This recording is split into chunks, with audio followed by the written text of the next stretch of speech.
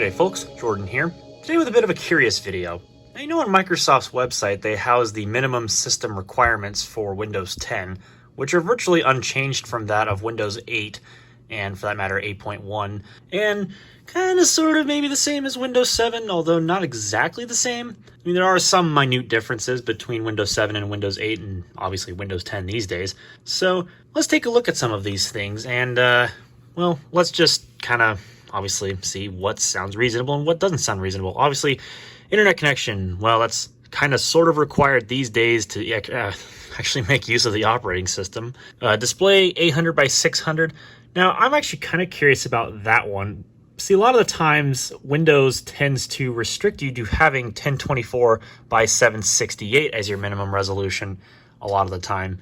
I suppose that is actually there for backward compatibility reasons. DirectX 9 with WDDM 1.0 compatible GPU, I guess that's fair enough because Windows 10 has a different driver model than Windows 8, which has a different driver model than Windows 7, which is kind of annoying. So this isn't exactly 100% true.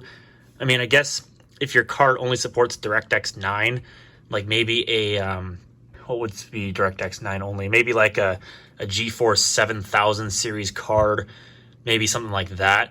And technically those can be fudged to work with like Windows 8 and 10, technically, if you have the right drivers. So, I mean, I can kind of see that being the case because the integrated ones especially do still technically work. So they do have that going for them. 32 gigs or larger hard disk, that's kind of pushing it, especially if you have the 64-bit version of Windows.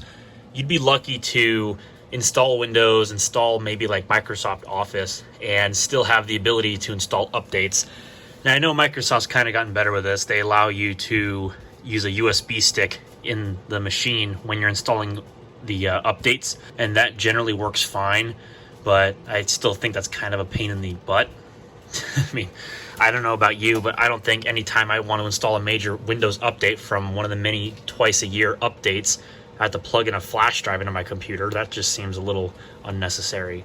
Then the processor is pretty self-explanatory, a 1 gigahertz or faster CPU, which is actually pretty funny because Intel has a Core M3 CPU, I think it's the 6Y30, and that's a 900 megahertz chip, but yet somehow it still meets this requirement, which I find bizarre, but it's pretty funny.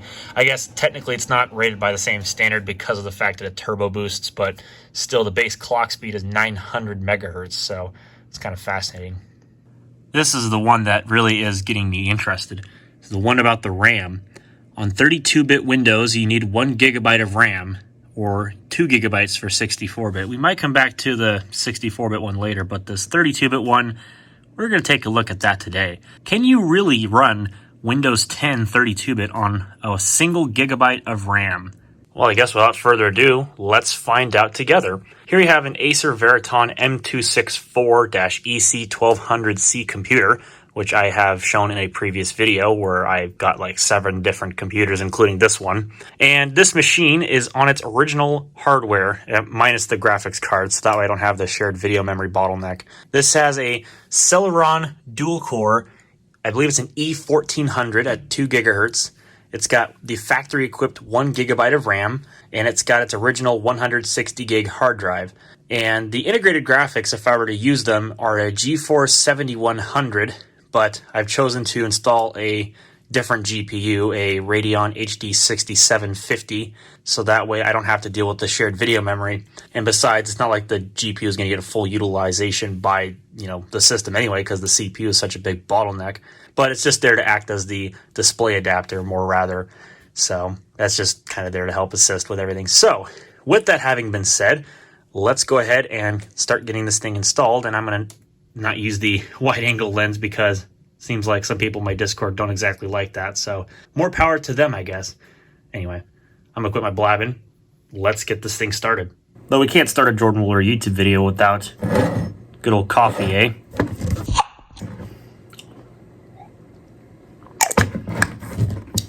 Now we can get into it. So it's just a simple matter of taking your flash drive, putting it into a USB port, and turning on the computer itself. I'm sure we all know about that. Oh, can I reach F12? Oh, just barely I can reach F12. Look at that uncomfortable hand gesture. I'm sure people would like to do that on a regular basis now, wouldn't they?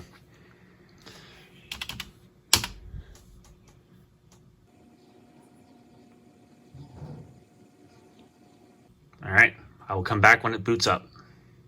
All right, so the Windows pre-installation environment has loaded. Now, what I'm curious about, this is probably going to take two hands to do this, so forgive me.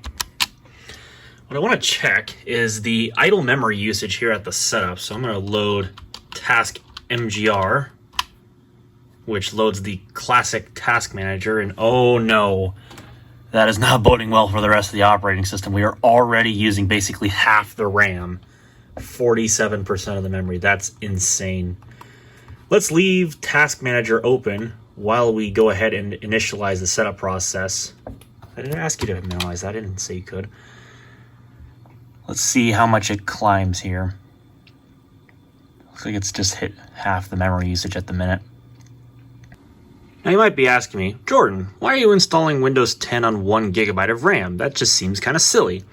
Well, the reason why I'm doing an experiment like this is because there's some thoughts that I've had where I was wanting to buy like a really, really cheap Windows tablet from the Windows 8.1 era, like the really late ones that were like the HP Stream 7, and I think there was like a Toshiba tablet that was also in the similar fate where it had a single gig of RAM as its only source of random access memory. And it got me thinking, like, how does something like that fare as far as like the memory usage goes, or for that matter, like the actual performance of the tablet?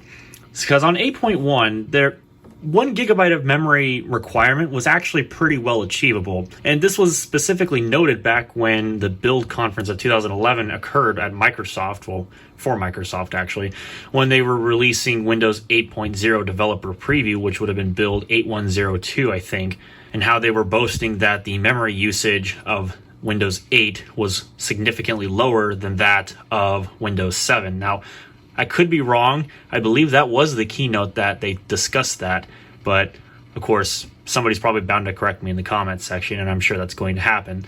But regardless, back then it made a little bit more sense because netbooks had 1 gig of RAM, low-end mobile devices had 1 gig of RAM, so optimizing the operating system software you already had for devices and computers with lower memory quantities, I guess I should say. It's not exactly the right term I'm looking for at the moment, but whatever. It only made sense, and this delivered generally better memory utilization. But Windows 10's this kind of, bloated that little thing up quite a bit. And so it actually still kind of impresses me that Microsoft still insists on saying that as long as you have 1 gig of RAM, yeah, you can still install Windows 10. I kind of doubt that. You can technically install it on 1 GB of RAM, but maybe the more realistic question is why? I think if you're actually planning on wanting to do anything with a modern computer, the absolute bare minimum you should really have is 2 gigabytes. I mean, that's just for the sake of like website comforts and everything, to where you'll actually have memory without chewing through any kind of virtual memory you might have, because I can see this physical memory thing being a complete issue when we get to the desktop. But I'll reserve my judgment until we actually get there, because it's not even installed yet. So I'll see you all at the desktop, because I'm pretty sure most people know Windows 10's modern setup. Specifically, this is Windows 10 1903, so I don't really think I need to record it. So I shall return thanks to the magic of video editing.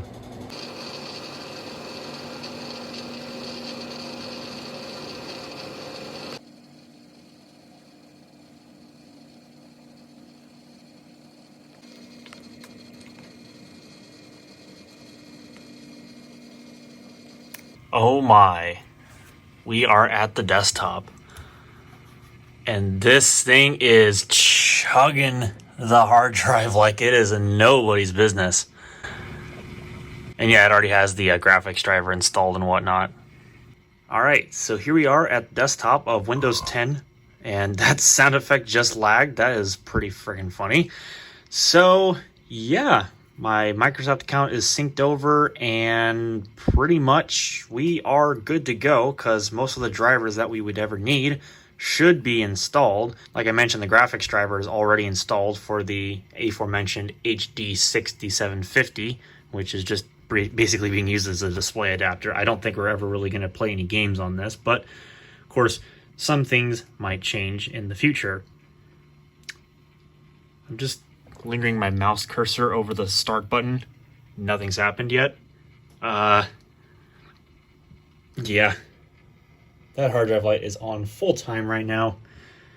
I guess one thing that we should do real quick, I'm going to do a Control-Alt-Delete, and we're just going to, well, for one thing, let's see how long it actually takes to open the menu here. Not too bad, I guess. Definitely slow, but I've seen a lot worse, especially when you have an unresponsive computer situation. It seemed like it came up decently quickly enough, I guess. What is our memory usage looking like? Oh dear. That's not looking promising. I'm already noticing that we're in like the mid to high 80% range, and the hard drive is just getting taxed right now. Let's minimize that status pane. Let's see what is using all the disk up here. I'm in the wrong side. There we are. System. That seems familiar. Anti-malware service executable. Yeah, it's probably doing its initial virus scan because, of course, the operating system has its own built-in antivirus. And, of course, well, where is it? OneDrive is setting up in the background. The indexer is indexing the hard drive. Basically, everything's taxing the hard drive right now. Let's not beat around the bush. And we have absolutely nothing else running other than Task Manager, and we're basically right at the limit of 1 gigabyte of RAM. Oh my, that is not boding well for the rest of the video. Seriously, that is not. So here's the rest of the pane here. This is the CPU, which is only 2 cores, 2 threads. Basically no L3 cache. Not very much L2 cache for that matter, actually. The CPU is very low end. Let's just get that out of the way right now. A Pentium E2220 would be an upgrade over this thing, and that's not exactly a high-end CPU either by today's standards. Heck, not even back in the day when this was, well, that CPU in particular was, you know, the hot selling you thing. Was it actually high-end? Yeah, definitely the disk is getting taxed, and definitely the memory is about filled up, which I love how the text is getting cut off there. Got 1 of 2 slots used. Wow. Good to know that Windows actually knows what it's doing. Okay, so what I'm going to do, instead of like letting it sit here and try to install like software and whatnot, I'm going to run all the Windows updates because it's only fair that I let those get themselves out of the way before I do anything else on the system, so that way Windows Update isn't churning and churning and churning on the disk in the background and, you know, all that sort of stuff that Windows 10 loves to do. So, however long that might potentially take, I'm going to do it and I will return. And I'm probably just going to throw like one of my random Windows 7 keys in there to just get rid of that watermark while this is all taking place, because there's no sense in me doing that. I mean, I've got like so many flipping Windows 7 Pro keys from all of my Dell Optiplex systems I dealt with, so I've got one I can throw into here and activate it, so that's no big deal. Actually thought I'd add this little section in. Let's check the metrics of the system here while it's actually downloading updates. You can see that the disk is definitely the most taxed part right now, and the memory is definitely second too. The CPU actually seems to be getting some utilization as well. I'm not sure if that's actually bottlenecking anything or what. I wouldn't think so. But yeah, that memory usage is definitely high, but it's doing Windows updates. So hopefully once all this stuff finishes, it will calm down and it'll give us a little bit more memory. But I don't know. That's not really giving me a lot of confidence with it sitting that high with just settings open. I don't know. I mean, I know Windows can do memory management. I don't know how well, but Windows can do some form of memory management, but we'll have to see. Definitely right now the CPU is looking to be the bottleneck. But it's Windows, what did you expect? It's running on a Celeron E1400, so anything goes.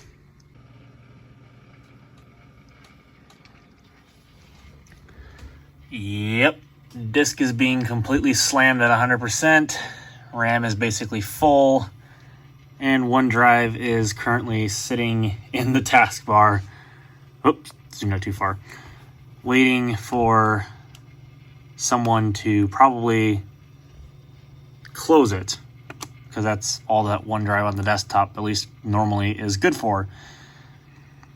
Wow, that actually came up surprisingly quickly. I've seen systems that have like 4 gigs of RAM and 64-bit Windows that take longer to pop that up. That's impressive. Good morning. It is the next day. I've got coffee. What's new? And I thought that we would do a very impromptu boot speed test of the Acer Veriton. So what I've done, obviously not prepared as per usual, I've got a stopwatch. So we're going to go ahead and start this on my old phone. And let's just see how bad of a startup time we can get. Obviously, this is going to be time-lapsed because I can't be bothered to show you all the footage. So I'm going to start the timer after the BIOS because it's not fair to include the BIOS speed in a boot test of an operating system. So it's only fair enough. And here we go. This is with the fast startup as well. So I'll actually be pretty impressed if that's the case. If it actually starts up halfway quickly. Sorry about the noise in the background, it's my heater that's running.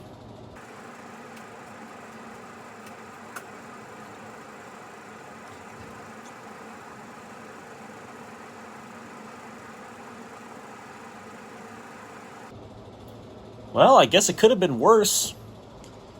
42.25 seconds. I mean, that's not bad. I've seen a lot worse, actually, from a fast startup with machines with more RAM. I'm not even joking when I say that. Like, I've seen a lot worse than that. It's really impressive that it was actually able to run as well as it actually did. However, it's not going to be fun for the rest of the time using this thing. Hard drive is already off to a crunching start. And I apologize about the blinds basically being in existence with the monitor because, well, let's just face it, I'm bringing in natural light. So, I don't think I can measure login time because it's probably already logging in, so there's no sense in me timing that. Although it would be a fair scientific test, there's no point in doing that because it would have already been logging in by the time I did that. The only real, fair metric I could do is if I was doing a full startup, but since it did a fast startup, I can't do that. That's just a limitation of Windows 10 at the current moment because I have yet to go and turn off fast startup in order for that to be a fair metric. So, anyway. So now that we're started up, let's go see if we can do a couple of things.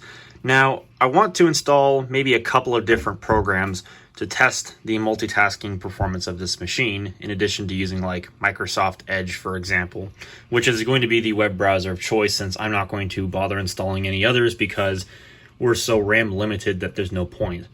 So we might as well just use the one that's built in to the operating system. Which, speaking of Microsoft Edge, let's try to launch it right now. And let's see how long it actually takes.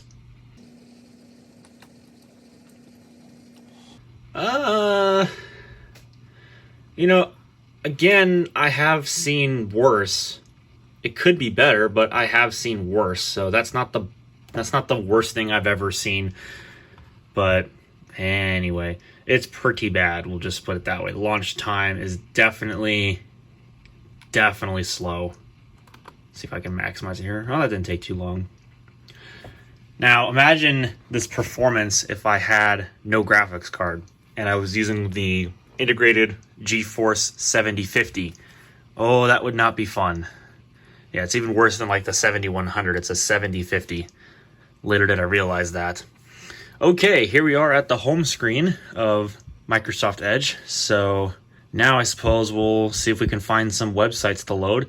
And we'll time it how long it actually takes to load some of them. All right, so let's go ahead and get the stopwatch back up here. So I think the first website we should try loading is the obligatory one that everybody likes to test for website load times, and that is good old CNN.com, because it's very heavy. So here we go. We'll see how long it takes to load with 1 gigabyte of RAM. Of course, I think I'm going to try doing more tests with more RAM. And even though this is a 32-bit version of Windows, at least it'll take advantage of up to at least 3.25 gigs. So, honestly, that was not as bad as I was expecting. It's still loading, so I'm going to give it a little bit of more time. But, honestly, I might even just stop it there. That's not bad at all. This thing really isn't CPU bound by any means. I mean, we can all joke about how a Celeron E1400 is not a great CPU by modern standards, but even so, I mean, for daily use things like this, with just browsing the internet, it's not bad. Like, you could probably, with enough RAM in the system, you could probably still use this thing for, really light usage. And it's not bad.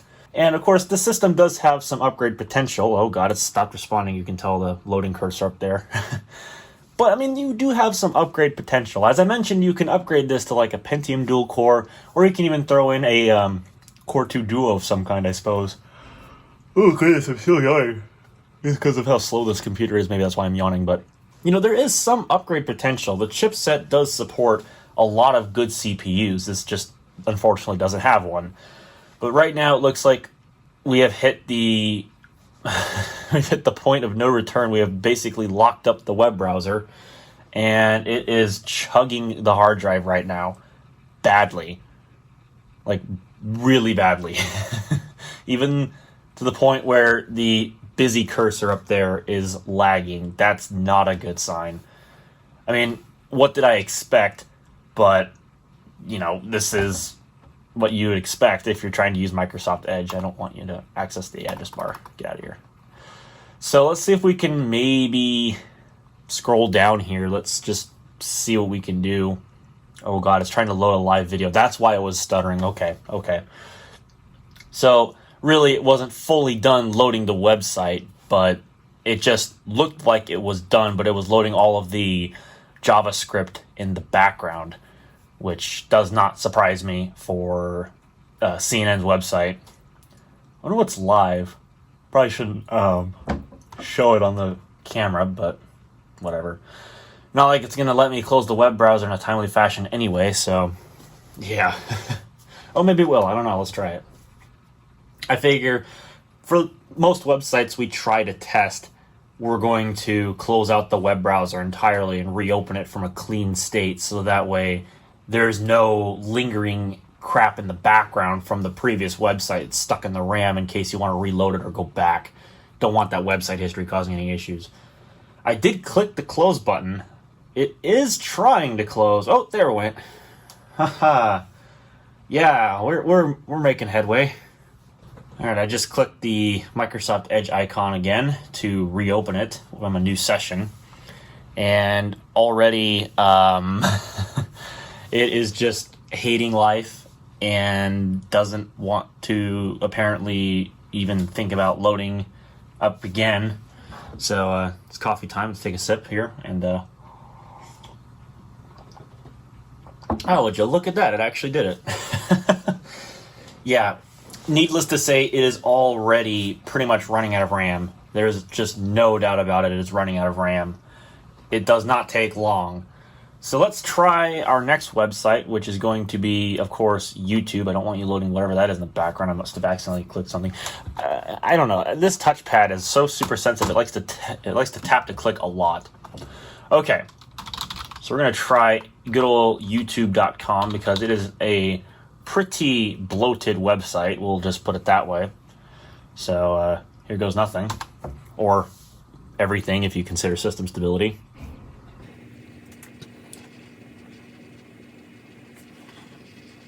Oh, it is crunching the hard drive badly right now. The light is not even blinking. It's just stuck on solid. But it's trying. It's trying it. It's putting it together. Okay. That's not as bad as I was expecting. Normally YouTube is rather slow, but again, like I said, we're not necessarily CPU bound like a Pentium 4. We're just like heavily RAM limited for obvious reasons. So I figured I'd stop it at 45 seconds. That could have been a lot worse, depending on the system we were running this on. But it could have been a lot better at the same time. I imagine if I had a faster hard drive in this computer, it wouldn't necessarily be the worst thing in the world, but I'm doing this for the sake of actual, like, realistic testing. With a computer that's got 1 gigabyte of RAM and could be running like Windows 7, for example. That's a highly unlikely scenario, but it's possible. And would it be able to run Windows 10 comfortably with that amount of RAM it shipped with when it was new? Which, it is barely possible. Like, you are just struggling so hardcore with the RAM usage right now. It's just insane. So why don't you say we load up a video here? We'll just try and find something that's not too stupid here on the home screen. I don't want to load anything that's going to be like copyright strike friendly. Why don't we do this abandoned Dodge Charger, or Challenger, my bad. I didn't read the video title. Let's just see how long it takes to load that. Oh god, I can't even click on the title. There we go. And go. Let's see how long it takes to load this video here. I should probably close out of that banner saying use Chrome. I don't care. We're not doing that for this test today, at least. There we go. So the video in the background is playing perfectly, but the rest of the website is still loading, so I'm gonna keep it playing here. It's still loading the advertisements. We had an HVAC system that was failing, and we wanted to... Oh, good for you, Pacific Power. Still loading. I would pretty much consider this done. Okay. I'm gonna go ahead and just pause this because it's not really... I don't really need to be sitting here playing the advertisement. So far, it seems like... Okay, well, I had to load the stupid banner there. It seems like all the video playback is fine. There's no hiccups with that. And I'm not surprised because we have a discrete graphics card in this computer and it supports the video decoding of YouTube. And Microsoft Edge in its current form does a really good job of taking advantage of these AMD cards and utilizing their video transcoding features for playing back YouTube. So I'm not surprised that the video playback is smooth despite the rest of the system being completely handicapped. But yeah, the website surrounding the video, oh, that was bad. That was not a very fast loading time at all. And say, let's go to another video here. I'm not even going to bother timing this one. Now that we already have the video playback interface on the system, let's see if we can jump from another video to another video in a decently timely fashion. This one does not appear to have an advertisement playing, which is nice. No thanks. I can't tell you how many messages and emails I've gotten that basically say somewhere along the lines... Still catching up. Oh, come on. Well, that day is finally... Oh, God, he looks so distorted. Okay, there we go. There we go. 1967 Ford F-250 that's been sitting on this farm for 24 years. It took a little bit to get it going, and it takes forever to pause, but once it gets going, it seems fine. Like, once you get it playing, it's actually pretty good. But you have to get it to that point. And I don't dare try to do high definition, but that's kind of a realistic expectation of what I want to try here. So let's see if we can do high definition. I don't expect this to go over very well. I'm going to be very generous, and I'm only selecting 720p. And let's see if it can do it. We might even try full screen here. All right. 720p seems okay. I know nothing about Ford. Seems to be playing just fine. The hard drive light is on full time again. So we're going to dig in and get started. Let's try full screen.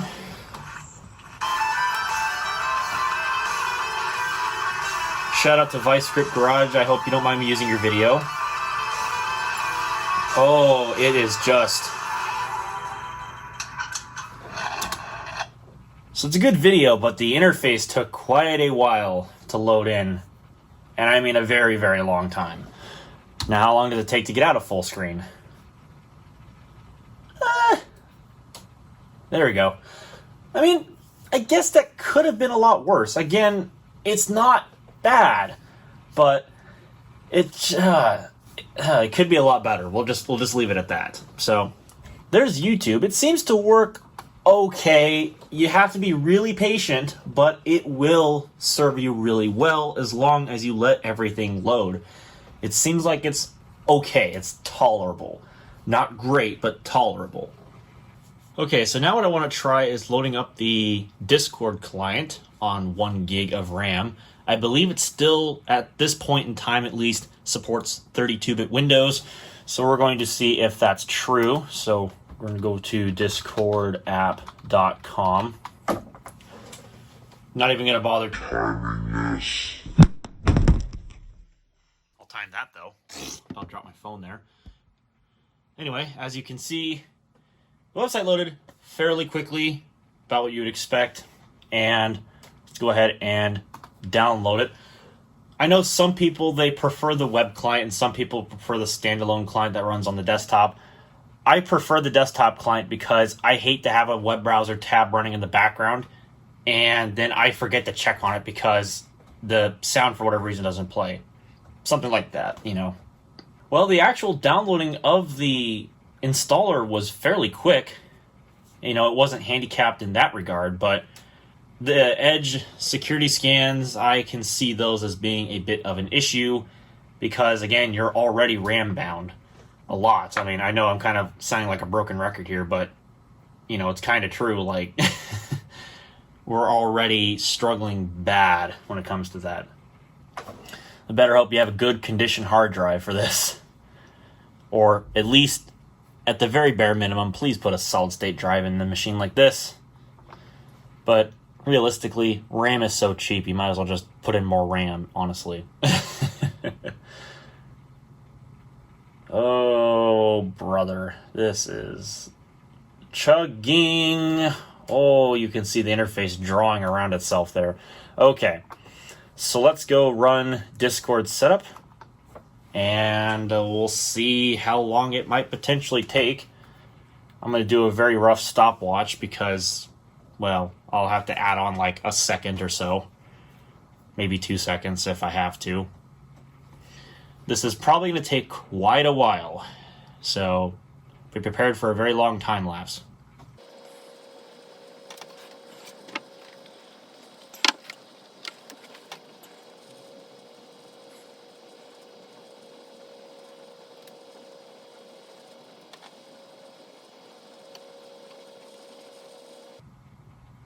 Oh, well, we got a desktop icon.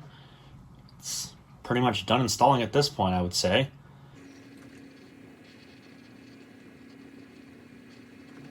Any second now it should launch.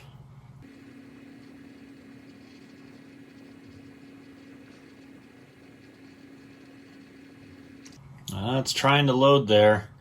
I can see where the updater is. There it is.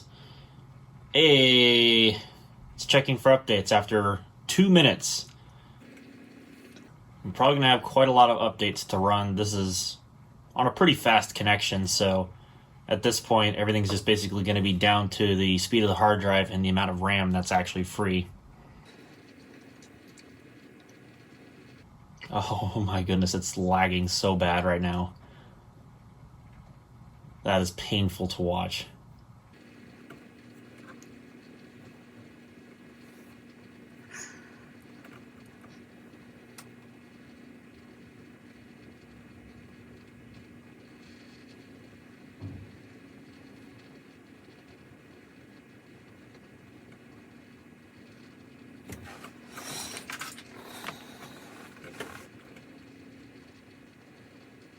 All right, it's starting. Oh, more updates, apparently.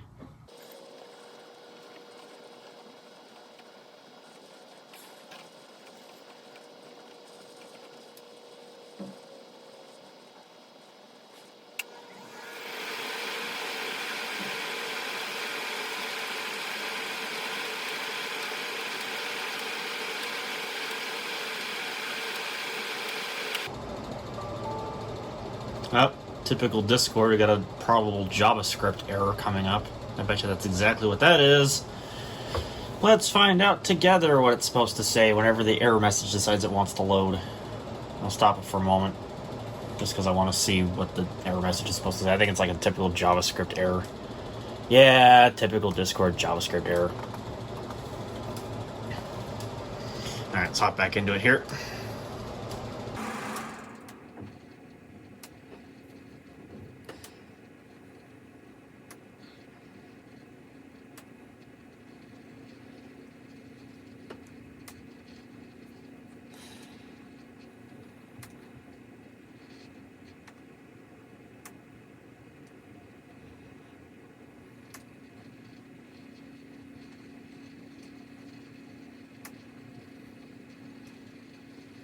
Okay, here comes the interface, and it's trying to load Edge in the background. Oh, this is going to be an absolute mess.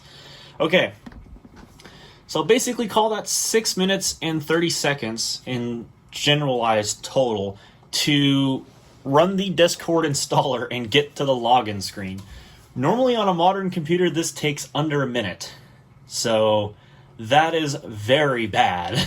I mean, in all credit where it's due, it did eventually launch, but that took quite a while to get to this point. So I guess I can't be too hard on it. It did eventually make it, so hey, credit where credit is due. So let's see if we can log in. I'm going to time this off camera because I've got personal contacts on there. I don't really need showing on video, but I will record the time as it shows up. So let's just go ahead and get started here. And I'll come back when it's done. So to get from the login screen to the main homepage of Discord took about 20 seconds. So that wasn't too bad. I've seen a lot worse, especially with more modern computers. I've seen a lot worse. For some reason, I don't know why, but modern computers with hard drives, they just tend to be really slow, even with more RAM than this machine by a great margin. Like, it just seems like they did taxed a lot more, but this wasn't bad. Seemed like it was all right. So here we go. You know, there's Discord. It works. So that can just sit down there in the background and rest happily alongside the lack of everything else as far as RAM goes. So, yeah. I mean, I'm not sure what else I'd really want to do on a machine like this. It's so RAM limited. I mean, I could try to run things like Steam and maybe some other utilities and whatnot, but, you know, because of the fact that we're so RAM limited, you know, what's the point? So I guess the conclusion is, yes, you can technically run Windows 10 1903 on 1 gigabyte of RAM, but the end result is so abysmally slow that it's not really worth actually trying to do anything with it. It just tends to bottleneck everything because of the fact that it hogs all the RAM for itself, and for that matter, it just doesn't exactly have a lot of headway to actually compress the system down to actually allow it to run within 1 gig of RAM. I can't even English. I suspect that the reason why they still have that minimum requirement in there is just for the underlying operating system to actually at least start up and run at a basic level, which it technically can. However, I would realistically say that if you actually want to use this thing for any kind of reason on 32-bit Windows, well, you at least should get an extra gigabyte of RAM. So I'm going to actually add in a little bit of an addendum. We're actually going to put in an additional gigabyte of RAM. So we're going to upgrade this to 2 gigs of RAM, and we're going to restart the computer, and we're going to probably restart a good majority of the tests. I'm going to go ahead and go into the settings here and uninstall Discord before we begin, because it is only fair that I do so. And then I'm going to see about maybe finding CCleaner or something. Actually, before we do actually figure out all that stuff, let's actually go ahead and get CCleaner installed, and we'll see how long that takes. That ought to be the most interesting thing, I suppose. Okay, so before we begin our memory crunching tests, we are going to close Discord because it is a requirement of the uninstaller, which, again, we're going to uninstall Discord and then reinstall it on the upgraded memory, because it's only fair that I do these tests appropriately. So let's go ahead and go get CCleaner, and we're going to see how long it takes to load the website here.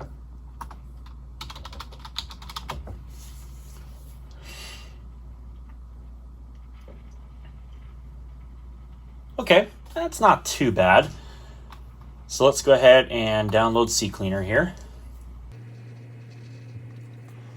See, these lighter websites, they're not bad. You can realistically probably make use of these things, and they'll be just fine. And now we should have our download link any second now. There we are.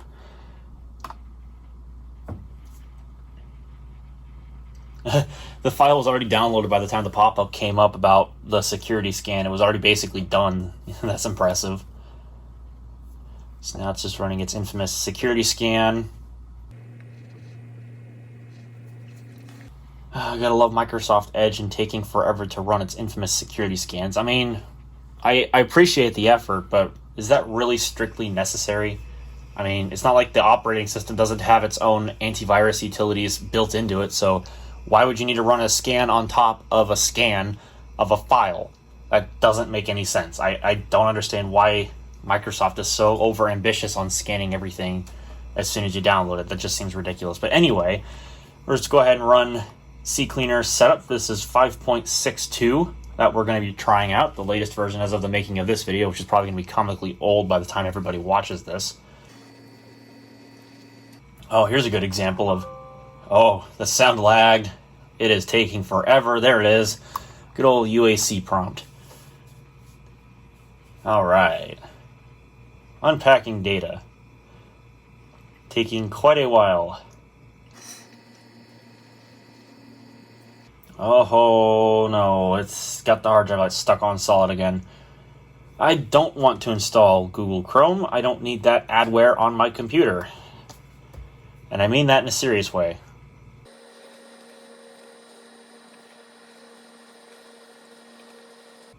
And there we go. So let's go ahead and run CCleaner.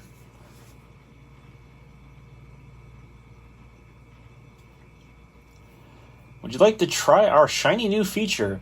We've replaced Easy Clean with an even friendlier face and some more tools to boost your PC's speed and security. Introducing Health Check. That's a new one on me. I haven't actually seen that before. So what is this?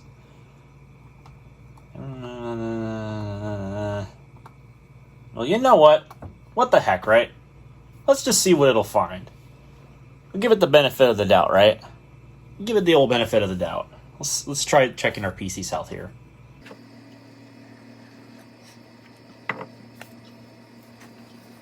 Normally a quick scan of junk files with CCleaner can take usually well under 15 seconds on a halfway decent computer. It depends on how much crap is actually in there, depending on how long it has been since it's been cleaned. But generally speaking, it's under 15 seconds for most PCs, in my experience, to run a quick little scan of CCleaner. So, I guess in all fairness here, we'll just wait and see. The hard drive light is stuck on solid, again. Oh, brother. I should have timed this. This would have been a really good test. But again, these CCleaner scans are pretty ubiquitous in their timing and what they find, and so it's not really a realistic test. So this is just here for funsies, just because I want to see how long it actually takes. And so far, it's pretty slow. I mean, it's not like the program is unresponsive or anything. It's still doing its job, but definitely right now we are handicapped with the amount of memory, and it's just chugging the disk right at the moment. So that's always fun.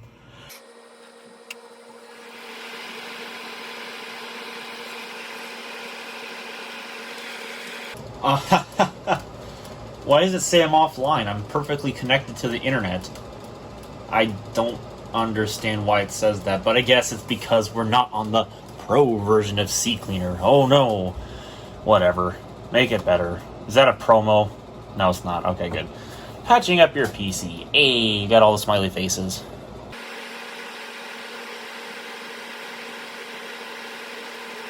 And there we go. Still says we're offline, but whatever, you know. I don't know how we're offline, but I guess it says that we're offline. So that's okay. That's fine. I understand that. So what I'm going to do, I'm going to do another step here real quick. I'm going to have it not start up with the computer under the startup tab here. So I'm going to come in here and just do this. And I'm going to disable that just to have less things running on startup. I don't really generally leave CCleaner to run on startup anyway. It's just a big bloaty mess. So okay. So now that we've got the cookies and caches and temporary internet files and whatever else cleaned out of Microsoft Edge, now I'm going to go in, uninstall Discord and CCleaner, and we're going to restart the tests with an additional gigabyte of RAM. So let's see how long it'll actually take to, well, get around all the Windows 10 bloatware for one thing, but another thing is to actually uninstall the programs I just installed. So I'm going to do that stuff off camera because there's no sense in me recording it. I've already recorded enough footage, so I'm just going to skip right to the part where we have 2 gigs of RAM. Okay, so I know we still got the terrible viewing angles. I apologize about that. Let's see if I can make it any better. But what we have done is exchanged the 1 gigabyte RAM stick for a 2 gigabyte RAM stick. And we're going to see just how much of a difference adding an additional gigabyte of RAM can make to even a low-end machine like this running a 32-bit installation of Windows. So, once again, we're back at it with the old stopwatch here. So, let's see how far we go. Of course, this is nothing extremely scientific, but, you know. And here we go.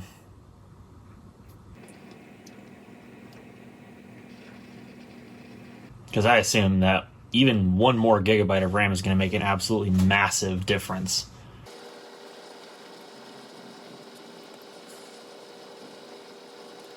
Okay, so for the startup, it was an improvement. It did actually make a difference. So let's go ahead and log in. Again, this is the process where it's already trying to log the account in, so it makes sense. So now, let's go ahead and check our good old friend, the task manager, once it eventually loads here. And let's check the RAM usage. I mean, it's not going to make a massive difference in the state of like startup performance and whatever, but like multitasking and actually loading web pages and stuff, that's where the massive difference is going to be. Because as you can already tell, look at that memory usage, it's way better.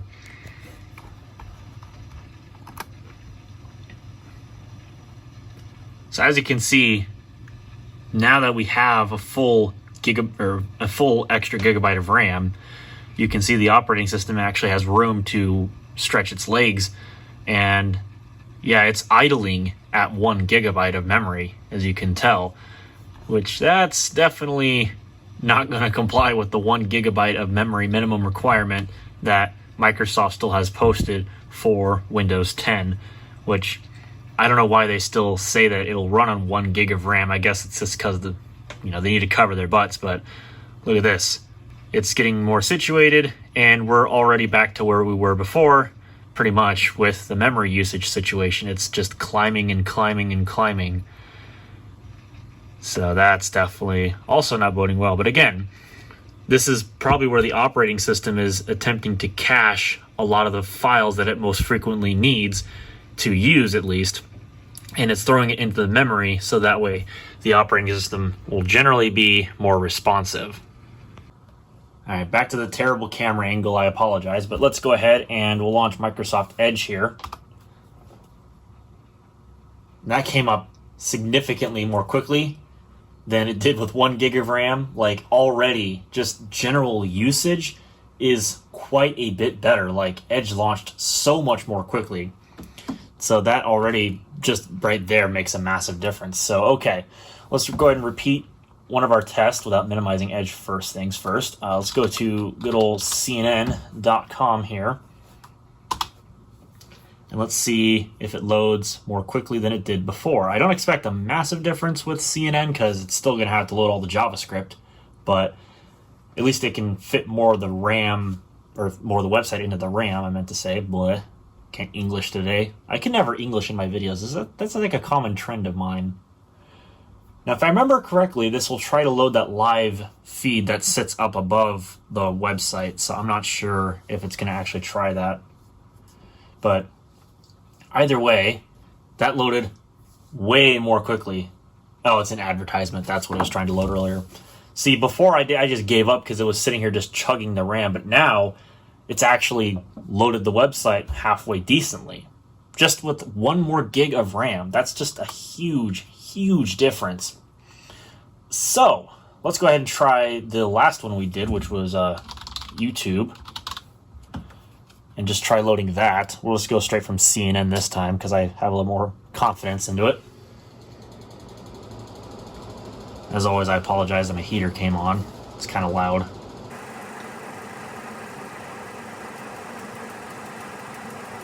It is chugging the disk a little bit, but it is nowhere near the intensity that it was before. And I would basically call that done. 25 seconds. So let's load a different video. Let's say we'll use this one from the slow-mo guys, where they gave Will Smith a flamethrower. That sounds like it'd be exciting. And it's just a world of difference. Like, it just loads so more quickly. In order to celebrate the release of Gemini Man, upcoming movie, we have some lovely... Although, at this point now, we're kind of being limited by the CPU. This isn't exactly the most fantastic, but, you know, whatever. So, it seems like standard definition, which loads by default, seems to work fine because of the size of the player. So let's go ahead and hit, in this case, 720p. Now we have a 50 frame per second video. So this is where it's really going to tax the RAM. But since we have the additional gigabyte, just overall, the system responsiveness is much improved. And it's even able to play high refresh rate video or high frame rate video. Will Smith. And old Will Smith. Old Will. Real life Will Smith. The Flesh Prince. How do you feel about it? The Flesh Prince. Nice joke. Okay, so there we go. That's kind of that. So let's go ahead and do the last test that I'm actually kind of concerned about, kind of curious about. Can Discord run more quickly? I've uninstalled it, so it's not anywhere in the system, but we're going to reinstall it, and we're going to see if it makes any kind of a massive improvement at all. Because last time it took about 6 minutes. So let's see what we can do. I'm going to close this Explorer window out of the way. That way it's not visible. And then it'll repopulate that desktop icon.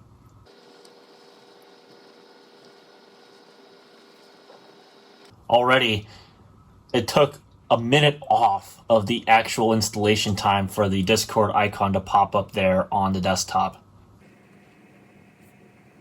I don't know what data Discord leaves behind after an uninstall, so this might not be completely fair. But, I mean, if it takes a minute off before the Discord icon pops up on the desktop, that's that's like 66% improvement right there. Of course, now we're probably bound by the CPU.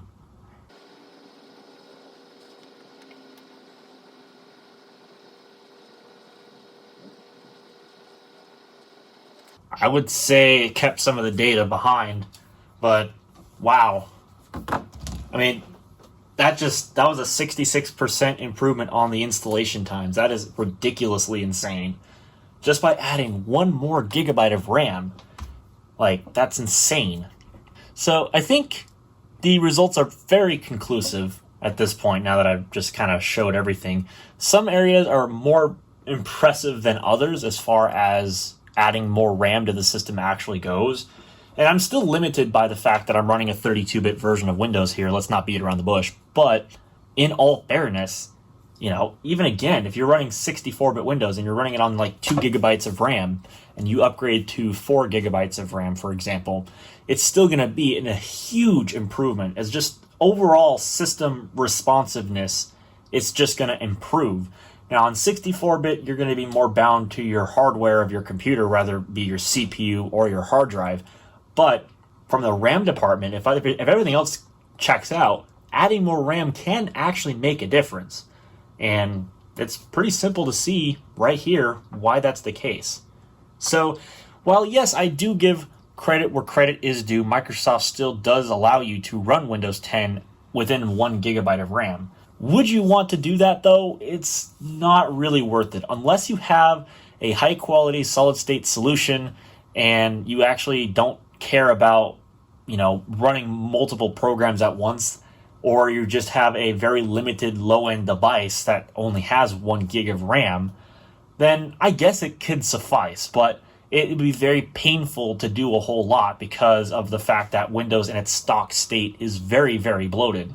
Now, I'm sure that with some optimization and some reduction in the background processes and services, you might be able to get it to work a lot better than I showed in this video on maybe even similar or even lower end hardware. such as like a Pentium 4, for example. And that would be a pretty nice comparison to see. But for my testing, just the RAM by itself, it's insane to see the differences. So with that having been said, that pretty much wraps up this video. I can't think of anything else that I would want to demonstrate on here. I've basically shown the bare necessities of, okay, so here's a couple of different things that you can do when, to show the differences between the amount of memory your system has. So I know it wasn't the most scientific video. However, it's still something that I can show nonetheless. And this video is probably already long enough as it is. So I'm going to get out of here. I appreciate you all coming to watch, and I'll see you all in the next video.